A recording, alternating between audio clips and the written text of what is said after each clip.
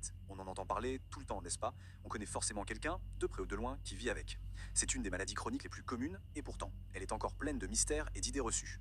Est-ce que c'est juste une histoire de manger trop de gâteaux? Est-ce une fatalité? Aujourd'hui, on va déconstruire tout ça. On va rendre les choses simples, claires et compréhensibles. Alors, oublions les clichés un instant. De quoi parle-t-on vraiment quand on parle de diabète? Comment ça marche dans le corps? Est-ce qu'il y en a plusieurs sortes? Et surtout, la question la plus importante, comment fait-on pour vivre avec? Eh bien, vivre avec. C'est le programme qu'on va suivre ensemble, étape par étape. Allez, on commence par la base. Avant même de plonger dans les différents types ou les traitements, il est essentiel de comprendre le mécanisme au cœur de tout ça.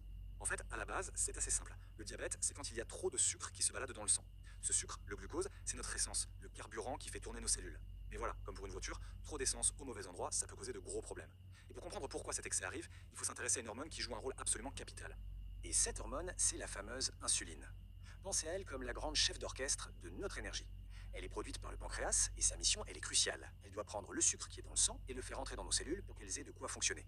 Pour bien comprendre, il y a une super image. Imaginez que chaque cellule de notre corps est une petite maison qui a besoin de carburant, le sucre pour l'énergie. Eh bien, l'insuline, c'est la clé. C'est elle qui ouvre la porte de la maison pour faire entrer le carburant. Sans la clé, ou si la clé ne marche plus, le carburant reste dehors, il s'accumule dans la rue, c'est-à-dire le sang, et pendant ce temps, les maisons, elles, sont affamées. C'est tout bête, mais ça explique tout. Et voilà, on y est. C'est exactement là que le diabète entre en jeu. Le problème, il est toujours lié à l'insuline. Soit le corps ne fabrique plus assez de clés, soit les serrures des maisons sont devenues toutes rouillées et ne reconnaissent plus la clé. Et ces deux scénarios, eh bien, ils nous amènent tout droit aux différents types de diabète. Parce que oui, attention, il n'y a pas un seul diabète, mais plusieurs. Et comprendre la différence, ce n'est pas juste un détail pour les spécialistes, c'est la base pour savoir comment le gérer au quotidien.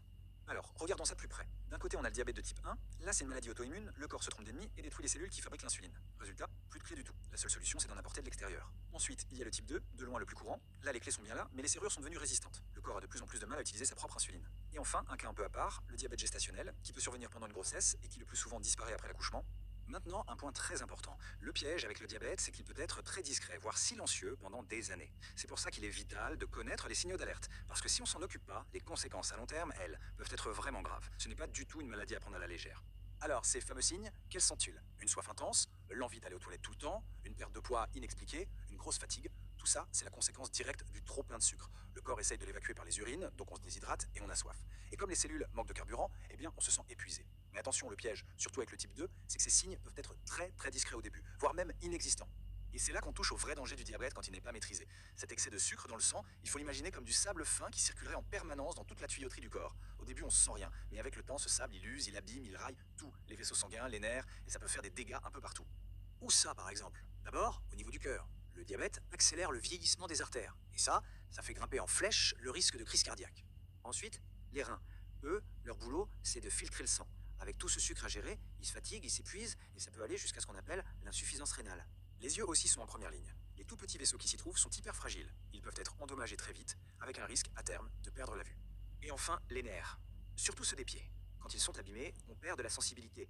On peut se blesser sans s'en rendre compte, une petite plaie peut s'infecter gravement, et dans les cas extrêmes, mener à une amputation. Bon, je sais, ce tableau est un peu sombre, mais, et c'est un grand mais, la bonne nouvelle c'est qu'on n'est pas du tout démuni face à ça. Le diabète c'est simple à diagnostiquer et on a plein de solutions pour le maîtriser. Le plus important, c'est de savoir et d'agir. Et pour savoir, rien de plus simple. Pas besoin d'examens compliqués ou douloureux. Juste une prise de sang, c'est tout. Elle mesure le taux de sucre, la fameuse glycémie, et ça suffit pour poser le diagnostic avec certitude. Pour ça, il y a des chiffres clés. Le premier, c'est la mesure à jeun, le matin, avant d'avoir mangé quoi que ce soit. Si le résultat est égal ou supérieur à 1,26 g par litre, le diagnostic de diabète est posé. Il y a un deuxième cas de figure. Si la prise de sang est faite à n'importe quel autre moment de la journée, sans être à jeun, le seuil est différent. Là, si on atteint ou si on dépasse les 2 grammes par litre, le diagnostic est aussi confirmé.